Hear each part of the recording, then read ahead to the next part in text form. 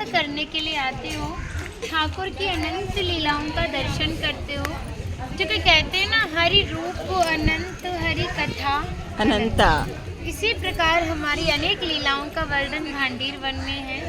लेकिन जो सबसे मेन प्रथम लीला है वो लाडली जी के विवाह की है, जिसके लिए श्री धाम भांडीर वन भी विख्यात हुआ। लेकिन सनातन धर्म में श्रीमद् भागवत जी को सबसे बड़ा ग्रंथ माना जाता है। जब आप उसका अध्ययन या श्रवण करेंगे तो आपको ज्ञात होगा कि पूर्ण श्रीमद् भागवत जी में राधा रानी का कहीं नाम नहीं है तो विवाह का प्रमाण नहीं दिया।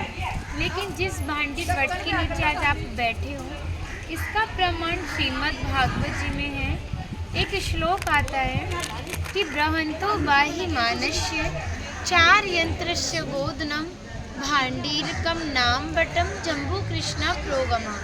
कृष्ण कालीन में यही भांडीर वट इतना विशाल था कि 4 योजनों में फैला हुआ था और वृंदावन तक शाखाएं थी। पिछले टाइम में पुल नाव नहीं होते थे। ठाकुर जी भांडीर वट की शाखाओं पर चढ़ के यमुना महारानी को पार करते थे। मान्यता है कि ठाकुर जी की जो 9 लाख गाय थी वो यहीं बैठ के विश्राम करती थी। तो माताएं जो भी प्रसादम में रखती थी, सभी एकत्रित होकर दोपहर का भोजन लेते थे।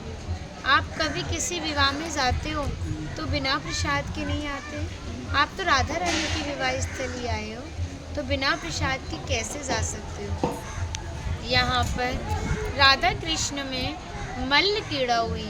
उसमें तय किया कि जो भी हारेगा उसे भंडारा करना होगा। ठाकुर जी हार गए थे श्रीमती राधा रानी से, तो ग्वाल वालों के साथ मिलके यहाँ पे भंडारा किया। उसी के नाम पर धाम का नाम भांडीर वन पड़ा। तो यहाँ पर भंडारे का सबसे बड़ा विशेष फल माना जाता है। अधिकांश भक्तों को होता है कि ठाकुर जी ने भंडारा किया, हम भी करें। पूर्ण सक्षम हर कोई भक्त नहीं होता, लेकिन सामर्थ्य के अनुसार योगदान करने पर उसका नाम भंडारा होता है। ब्रज मंडल में ठाकुर जी ने ब्रजवासियों से टूक मांग के पाए, जिसका नाम दिया मधुकरी, जो कि आज भी संत ब्रजवासियों से भिक्षा कर जो पका हुआ भोजन अपनी अंजलि में मांग के पाते हैं, उसी को मधुकरी कहते हैं। तभी शास्त्रों में बताया कि जब तक ब्रजवासी की कृपा नहीं होगी, ठाकुर जी कृपा बड़ी दूर की बात है। यानी सर्वप्रथम ब्रजवासी की कृपा होना जरूरी है, जब भी ठाकुर जी कृपा करते हैं। श्रीधाम भांडीर वन के बारे में राधा रानी ने बहुत ही विशेष बात कही थी। कहा था जो भी भक्त गुप्त वृंदावन आएगा वो मोक्ष को प्राप्त होगा। कान्हा बोले तुम इतनी बड़ी बात को कह रही हो, लोग पाप करेंगे सीधे दौड़े भांडीर वन चले जाएंगे, क्योंकि आपने तो मोक्ष धाम ही भांडीर वन को कह दिया।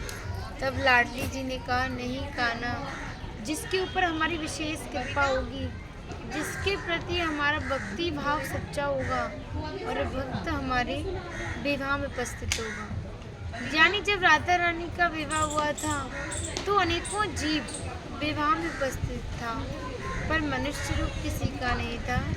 तो भक्त अपने आप को कीड़े मकोड़े, घास फूस, पत्तेझड़, पक्षी इत्यादि मानते हैं। जो भक्त उनके विवाह में उपस्थित थे, उन भक्त की पहचान है कि वो कई बार वृंदावन आते हैं। जब जाके गुप्त वृंदावन आते हैं, डायरेक्ट नहीं आएंगे, बीच में माध्यम जरूर रहेगा।